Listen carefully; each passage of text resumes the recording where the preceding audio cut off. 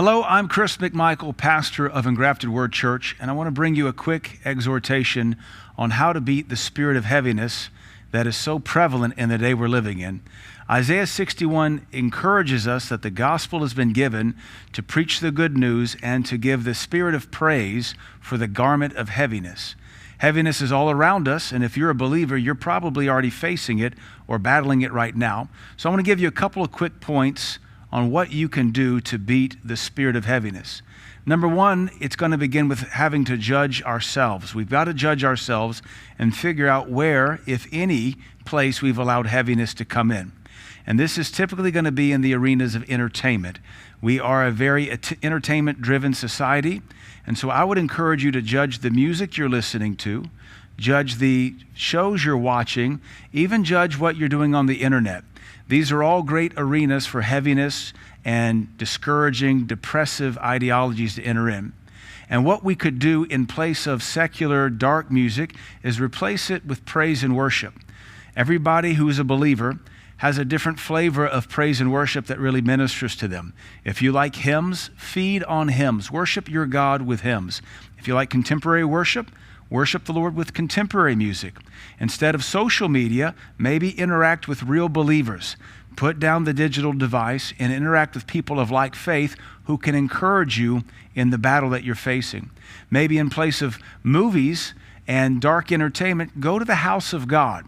We are called as believers to fellowship together and to assemble together in the local church. So that's another thing we can do to beat the spirit of heaviness. Go to church. Another point would be to encourage yourself in the Lord. David, when he was facing a very dark time in his life, it said that he had to encourage himself in the Lord.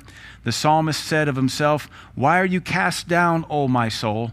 Hope in God." And so he spoke those words to himself in time of discouragement and depression. It's something you and I can do. And finally, maybe we ought to practice giving thanksgiving more. The more you and I give thanks, the more we can knock the spirit of heaviness off of us. Our lives usually aren't as bad as the darkness of the world wants us to believe it is. And by simply stopping and giving thanks to our God, you can knock the spirit of heaviness off of you. So let's review real quick. Judge yourself as to where you might be letting darkness in. Clean up entertainment habits, replacing secular music with praise and worship, replacing dark movies with fellowship with the saints, and also replacing dark social media with the fellowship of the saints. Go to church, attend church, be a part of a local church. Encourage yourself in the Lord and give thanks. Giving thanks is also part of daily prayer.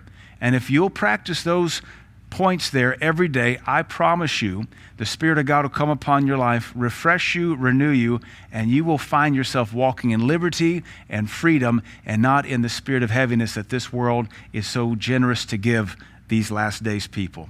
Amen. I hope that blesses you and encourages you. Hopefully we'll see you sometime at our church. God bless.